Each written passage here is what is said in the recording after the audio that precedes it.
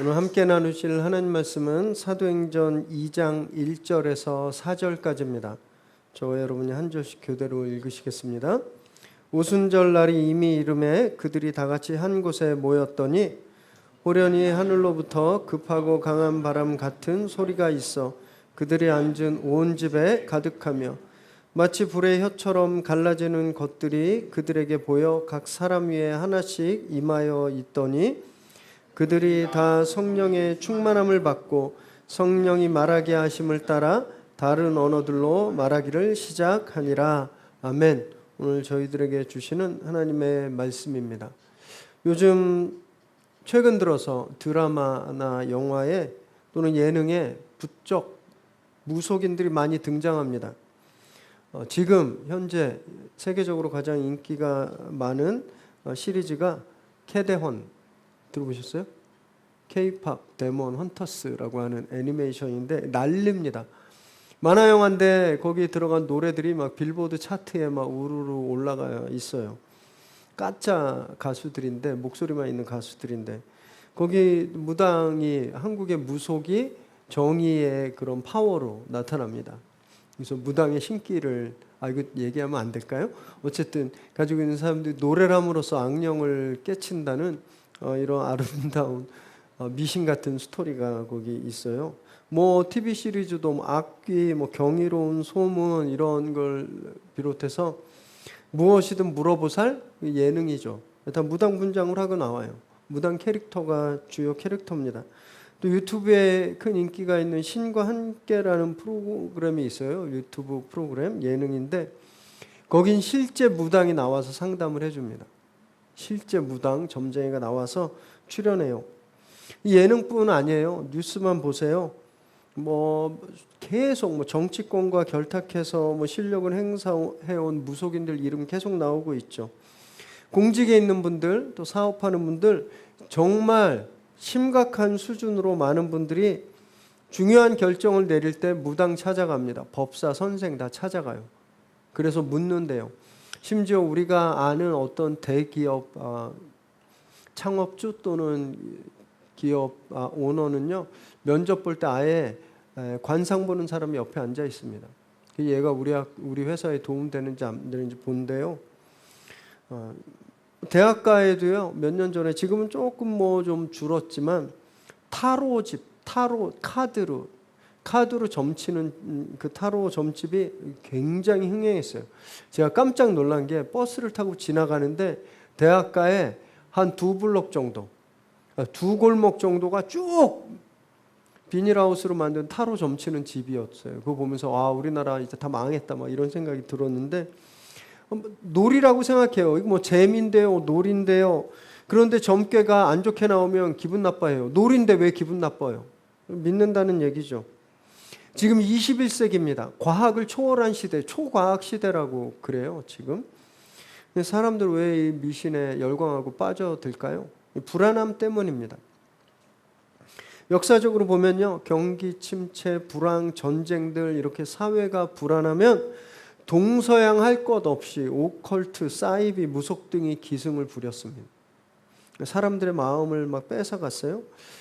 그런 것 같아요. 이게 어떻게 내가 뭘 해도 어쩔 수 없는 상황들, 내가 뭘 해볼 수 없는 그런 현실 속에서 귀신이나 미신에 기대해서 빠른 해답을 원하는 거예요.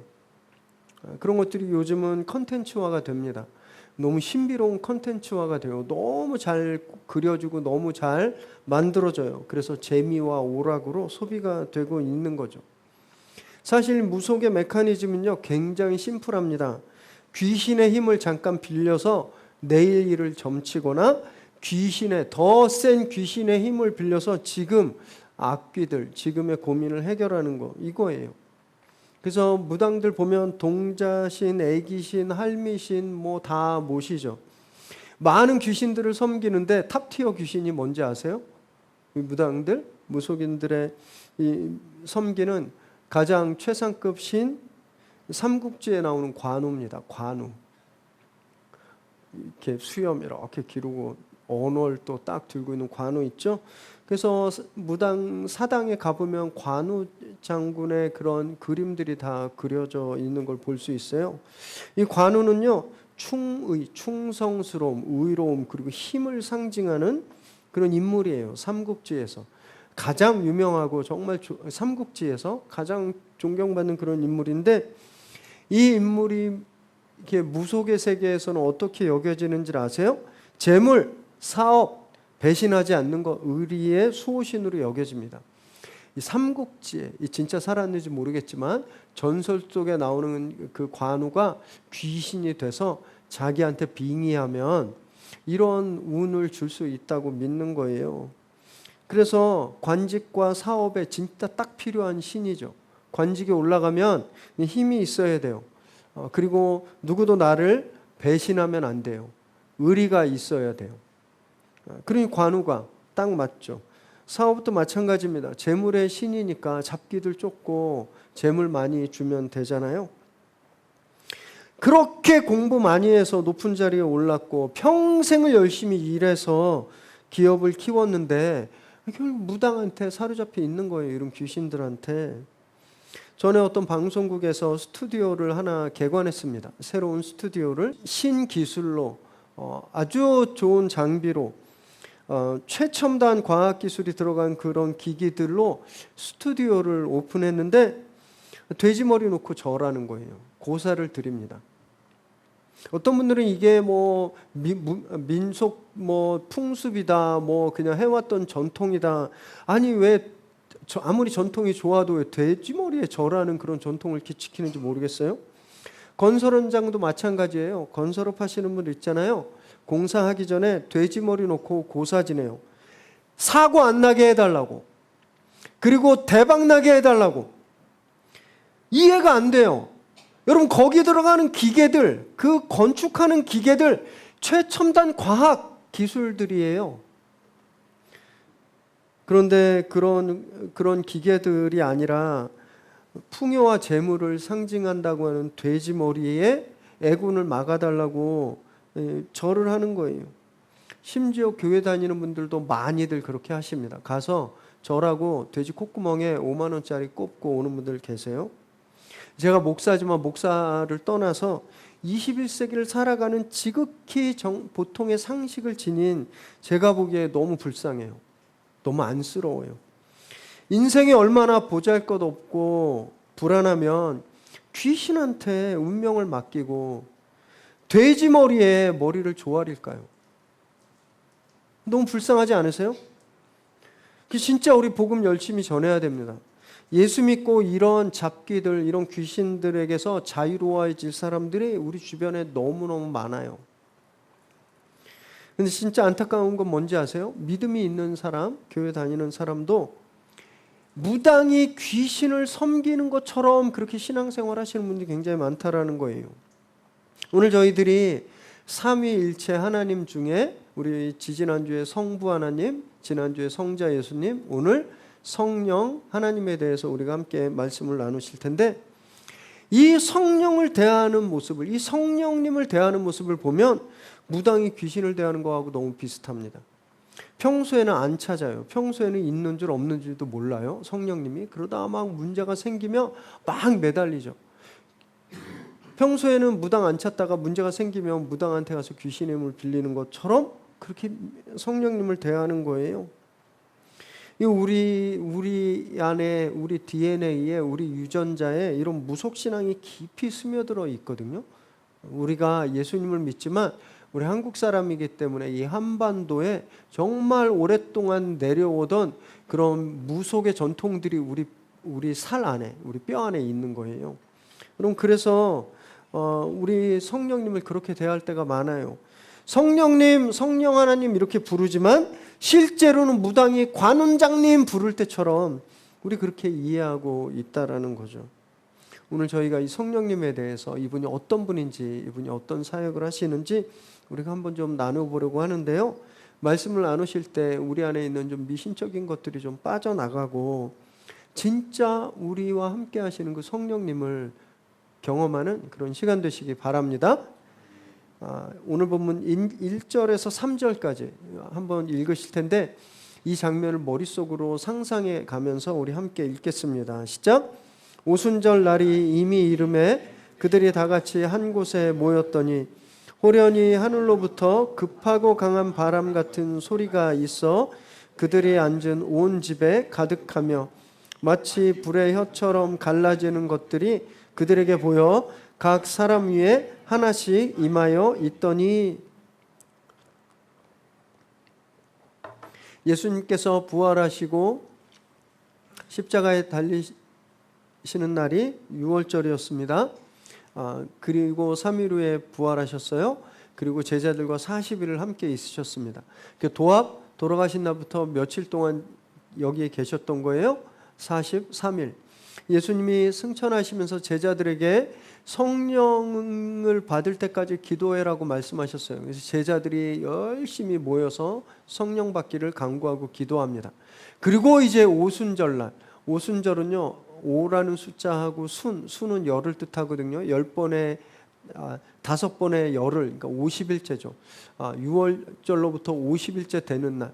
그러니까 제자들은 총 7일간 기도한 거예요. 열심히 기도했어요. 그러자 오순절에 드디어 그날이 온 겁니다. 하늘로부터 바람 소리가 막 불어오고 그래서 그 방을 가득 채웠고요. 막 불꽃 같은 것도 불의 혀처럼, 그러니까 이제 불꽃이죠. 불꽃들이 사람들 머리에 다 임했어요. 성령은 그래서 바람과 불로 상징되는 분이세요. 오순절에 이 성령이 바람과 불로 임하셨습니다. 자, 여기서 질문 하나 드려볼게요. 그럼 그 이전에도 성령님이 이 땅에 오셨을까요? 성령이 오셨을까요? 답은 예스예요. 오셨어요. 그럼 언제 오셨나요? 잘 대답하기가 어렵죠. 창세기 1장 2절 함께 읽습니다. 시작. 땅이 혼돈하고 공허하며 흑암이 깊음 위에 있고 하나님의 영은 수면 위에 운행하시니라. 하나님이 천지를 창조하실 때 바로 그 직전에 이 세계는요 어둠이 가득했습니다. 흑암이. 그 위에 하나님의 영이 어느 분 누구세요? 성령님이 그 수면 위를 운행하셨어요. 여러분 비행기가 확 날아가면 소리가 들리죠. 바람이 우리 귀를 싹 스치고 들어가면 바람 소리가 들리죠. 아무것도 없는 그 캄캄한 어둠 속에 성령이 운행하는 소리가 가득했습니다. 그리고 이 세상에 질서가 생기기 시작했죠. 창조가 됐죠. 창조하시기 전에 이미 성령님이 오셨었어요. 창세기 2장 7절 읽습니다. 시작. 여호와 하나님이 땅의 흙으로 사람을 지으시고 생기를 그 코에 불어넣으시니 사람이 생명이 되니라. 흙으로 사람을 만들었습니다. 우리가 잘 알고 있는 아담의 뜻은 흙이라는 뜻이에요. 아담은 그래서 땅에서 왔어요. 우리가 흙으로 만들었는데 만들자마자 막 뛰어놀았나요? 아니요. 그냥 흙덩어리였습니다. 근데 하나님이 그 코에 생기를, 이거 다른 말로 루아흐, 생명을 불어넣으셨더니 사람이 됐어요. 이 코에 불어넣은 생기 성령님이에요. 살리는 영, living spirit. 성령은 살아있는 영, 살리는 영입니다. 성령님은요 창조 때 임하셨어요. 사람을 만드실 때 이 땅에 오셨습니다. 사사기에 보면 기드온이 하나님의 영을 받았다고 되어 있어요. 그래서 전쟁에 나가서 승리했고, 삼손이 하나님의 영을 받아서 장사가 힘이 셌습니다. 에스겔 37장에 보면요 골짜기에 마른 뼈가 가득했는데 하나님의 영이 불어오니까 그 뼈들에 살이 돋고 피가 돌고 생명이 살아나서 강한 군대가 되었죠. 오순절에만 오신 거 아니에요. 성령님은 그 이전에도 이 땅에 오셨습니다. 그런데 이 오순절 사건은 굉장히 특별해요. 그 이전에 성령님이 오셨던 것과 가장 확실하게 차별되는 게 있는데 요한복음 14장 16절을 읽습니다. 시작. 내가 아버지께 구하겠으니 그가 또 다른 보혜사를 너희에게 주사 영원토록 너희와 함께 있게 하리니. 예수님이 제자들에게 이제 십자가 지시기 전에 말씀하시는 거예요. 내가 보혜사를, 너희를 돕는 성령님을 너희에게 줄 텐데 너희와 어떻게 하게 하겠다고요? 영원히 함께 하겠다고 하셨어요. 과거에는요, 그렇지 않았습니다. 과거에는 어떤 큰 사건이 있을 때만 잠깐 오셨다 가셨어요. 수면위를 운행하시고 가셨다가, 사람의 코에 생기를 불어넣고 가셨다가, 기드온에게 성령 충만을 주시고 가셨다가, 삼손에게 가셨다가, 잠깐 일이 있을 때마다 비짓하셨습니다. 그래서 과거의 성령님은 방문하셨어요. 비지테이션. 그런데 오순절에 오신 성령님은 어떻게 하신다고요? 안 떠나셔요. 영원히 함께 하시는 거예요. 해비테이션, 거주하시는 겁니다.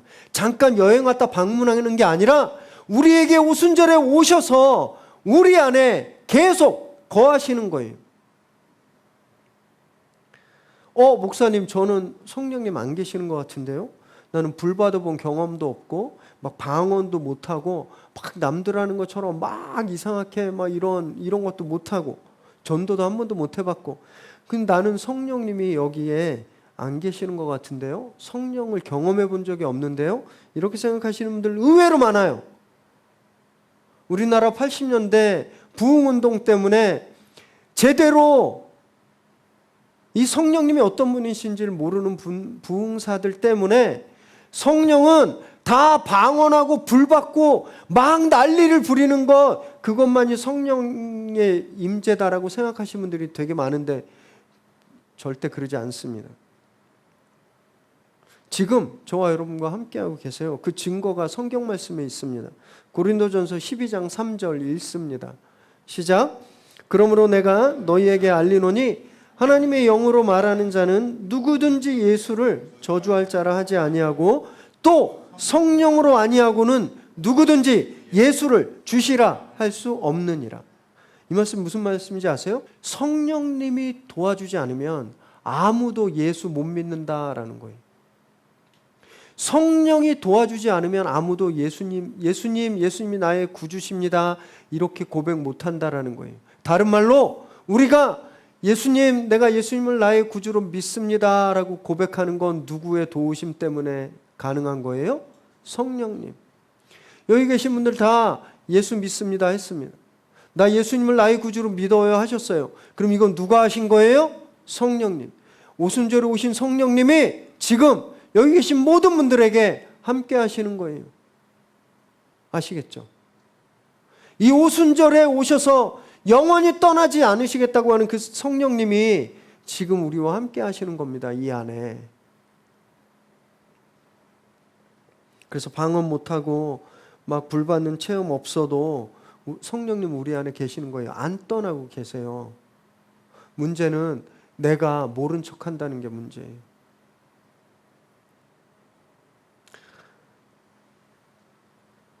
회사 사람이랑 둘이 밥 먹으러 갔는데 옆 사람이 나한테 말도 안 붙이고 나 무시해봐요. 어떠시겠습니까? 교회에서도요, 왔는데 인사 안 하고 무시하면 난리 납니다. 나 무시한다고. 쪼개져요. 집에서도 아빠가 퇴근해 왔는데 가족들이 아무도 아빠한테 인사 안 하고 있는지 없는지 그림자 취급해보세요. 아빠 상처받죠. 성령님이 2000년 전에 오순절에 오셨어요. 그리고 저희와 지금도 함께 계세요. 그런데 우리는 성령이 여기 있는지도 몰라요. 아는 척도 안 해요. 없는 분처럼 취급해요. 성령님이 얼마나 괴로우실까요? 우리를 보면서. 이 안에 계신데 마치 없는 것처럼 우리가 살아가요. 얼마나 무시당하고 계시는지 모릅니다. 많은 분들이 궁금해하시는 게 있어요. 성경에 보면 용서받지 못하는 죄라는 게 나오거든요. 이게 뭔지 되게 궁금해하세요. 마태복음 12장 31절 32절 함께 읽습니다. 시작. 그러므로 내가 너희에게 이르노니 사람에 대한 모든 죄와 모독은 사하심을 얻되 성령을 모독하는 것은 사하심을 얻지 못하겠고 또 누구든지 말로 인자를 거역하면 사하심을 얻되 누구든지 말로 성령을 거역하면 이 세상과 오는 세상에서도 사하심을 얻지 못하리라. 예수님이 이렇게 말씀하세요. 모든 죄는 다 용서받을 수 있어. 심지어 나를 모욕하고 나를 욕하고 나를 때리고 나를 십자가에 죽이는 그런 죄도 용서받을 수 있어. 그러나 단 한 가지 죄, 성령님을 모욕하고 성령을 거절하는 죄는 지금도 오는 세상에, 그러니까 영원히 용서받지 못한다, 이렇게 말씀하십니다. 이게 뭘까요? 성령을 모독하는 죄가 성령님한테 막 욕하는 걸까요? 성령님한테 막 욕하면 용서 못 받는 걸까요? 그러지 않아요. 삼위일체의 한 분이신 예수님을 모욕하는 죄도 용서받잖아요. 그럼 성령께 심한 말하고 욕하는 것도 용서받을 수 있습니다. 성령 모독죄는 그런 죄가 아니에요. 우리는 이미 이 죄가 뭔지, 왜 용서 못 받는지 이미 답을 알고 있습니다. 우리 방금 전에 고린도전서 12장 3절 읽었잖아요. 우리 다시 한번 띄워줄래요? 고린도전서 12장 3절. 여기 뭐라고 되어 있습니까? 성령으로 아니하고는 누구든지 예수를 주라고 고백하지 못한다 그랬잖아요. 성령님이 우리의 감동해서 우리를 예수님을 주로 고백하게 하시는 거예요. 그런데 그걸 못하게 막아요, 우리가. 성령님이 우리에게 와서 너 예수 믿어야 돼. 예수님이 네 구주야. 예수님 너를 위해 돌아가셨어. 너를 사랑하셔. 이러는데 우리가 그걸 거절해요. 성령님을 막고 모욕해요. 그러면 우리가 예수 믿을 수 있나요? 없죠. 그럼 우리 구원받을 수 있어요? 없죠. 우리 저 사해지나요? 안 사해지는 거죠. 이게 성령을 모독하는 죄입니다.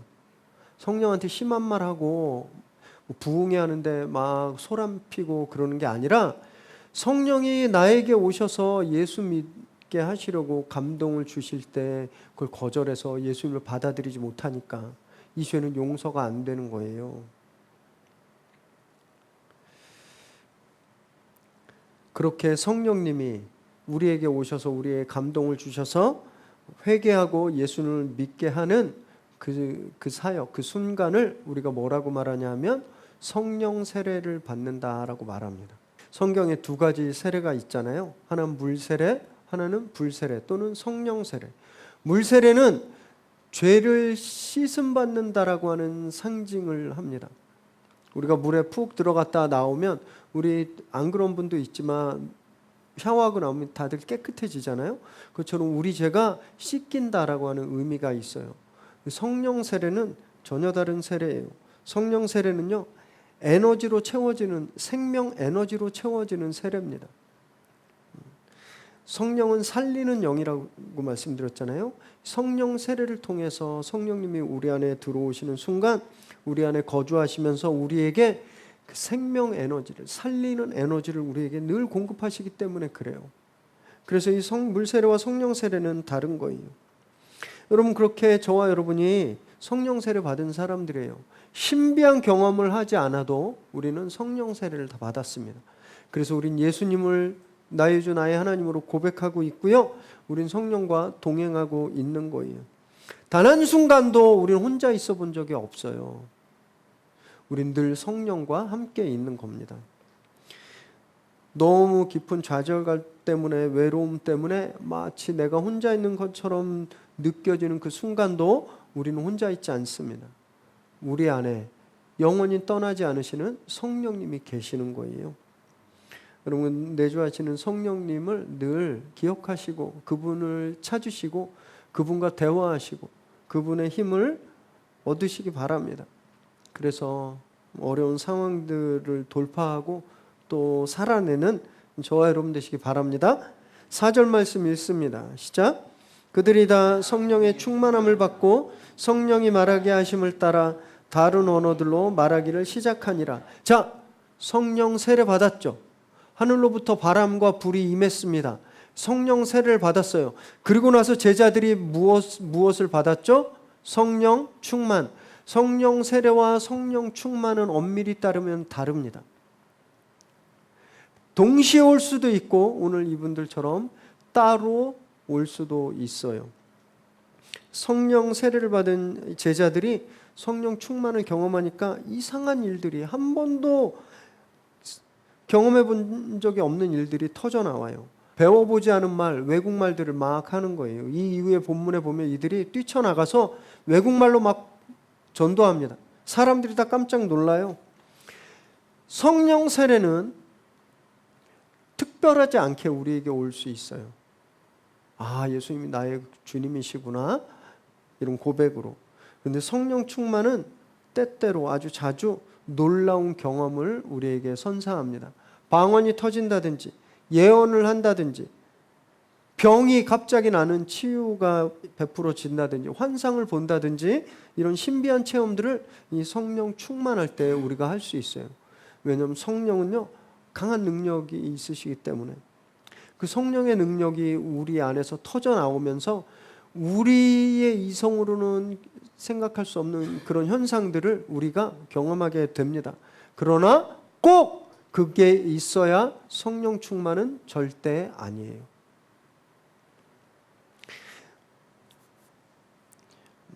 아이가 태어나면요, 그 아이는 사람이죠, 사람. 그런데 갓난 아기는 사람 구실 못해요. 그죠? 얘 밥도 혼자 못 먹고, 혼자 옷도 못 입고, 혼자 일도 못 합니다.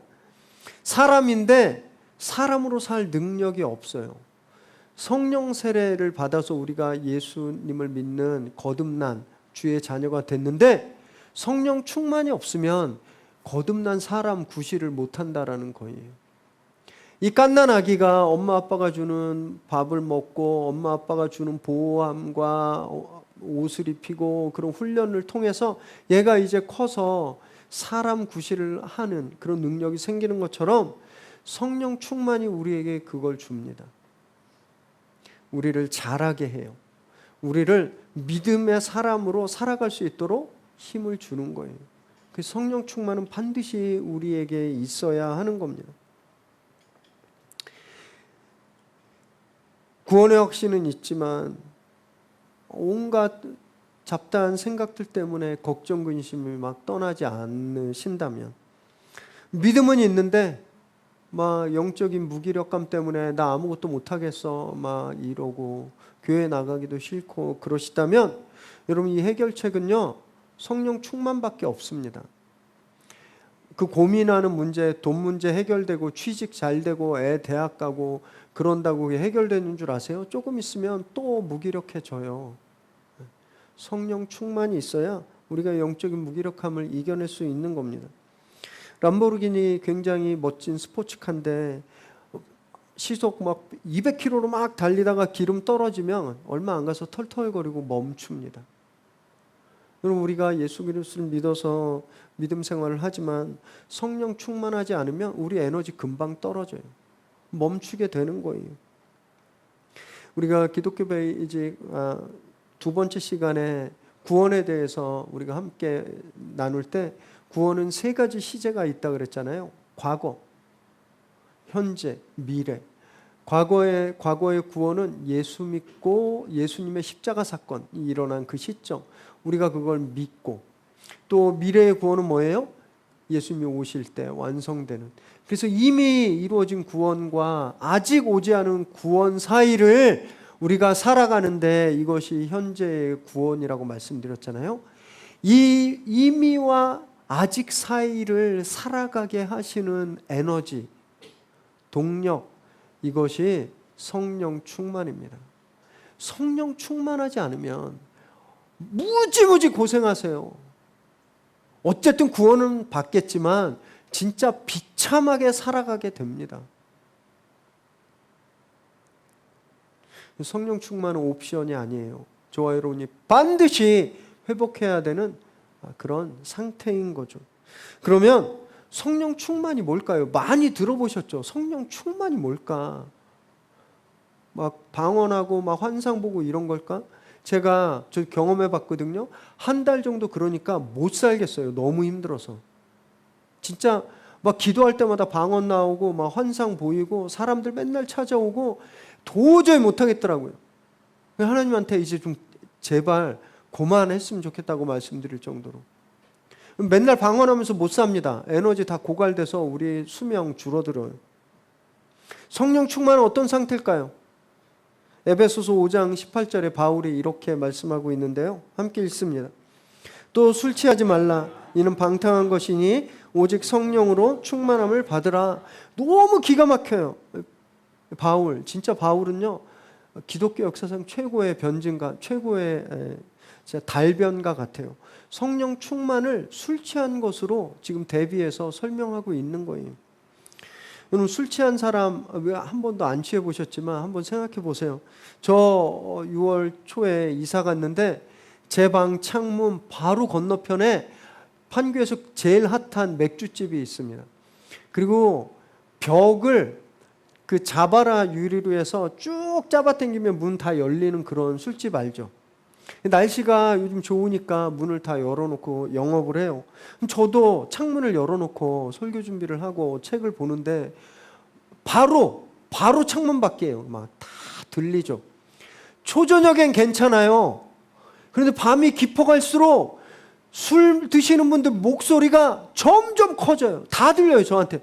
아니, 왜 제가 지들 사정을 다 들어야 되냐고. 얼마나 목소리가 커지는지 몰라요. 그냥 조그맣게 얘기해도 될 텐데 그렇게 목소리가 커지고 듣잖아요. 서로 다른 얘기예요. 서로 웃어. 서로 다른 얘기하는데 왜 웃지? 싶을 정도로. 그리고 술집에서 나오면 막 비틀비틀 됩니다. 막 비틀비틀. 그리고 또 집에 가야 되는데 뭐 우리 2차 가자 3차 가자 막 이러고. 술 취한 사람들 보니까 술이 이성과 감성과 감각을 다 지배해요. 술이 다 지배하더라고요. 만약에 제가 그 장면을 다 핸드폰으로 찍어가지고 그 사람들 그 아침에 다 보내주면 아마 얼굴 뭐 화끈화끈 거릴 거예요. 그런지 그냥 술에 사로잡히니까 다 해요. 성령 충만이 그런 상태라는 거예요. 성령이 충만해지면 성령이 우리의 이성과 감성과 감각을 지배하는 상태. 그래서 세상이 이해 못하는 얘기를 막 담대히 하는 그런 상태. 예수 믿으십시오. 예수 믿고 구원받아야 됩니다. 이 세상 이해 못하잖아요. 근데 성령 충만하면 우리 그런 이야기 담대하게 한다라는 거예요. 세상이 이해하지 못하는 짓 하는 거예요. 이렇게 하면 손해보는데 다 기쁘게 하는 거죠. 남들은 이해 못하는 그런 어려운 일 기쁘게 하는 겁니다. 술 취한 사람들이 비틀거리는 것처럼 성령에 사로잡히면 남들이 안 한 일을 하게 되는 거예요. 또 알코올 중독되면 어떻게 돼요? 일상생활이 술이 없으면 불가능합니다. 술 안 마시면 막 떨어요. 술 마시면 안 떨어요. 성령 충만은 그런 거라는 거예요. 성령이 없이는 일상생활이 불가능한 상태. 이런 상태가 성령 충만입니다. 방언받고 환상 보고 예언 보고 이런 게 아니라 성령이 없으면 못 사는 그런 삶이 성령 충만한 삶이라는 거예요.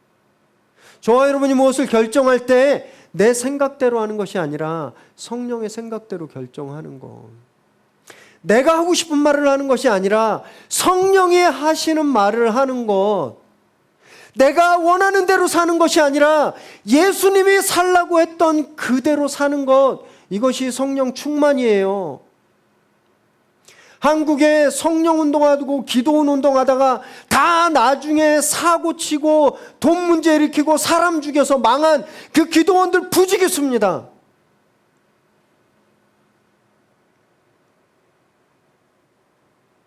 그런 거 아니고 진짜 내 삶이 성령님이 원하시는 삶을 살고 있는가?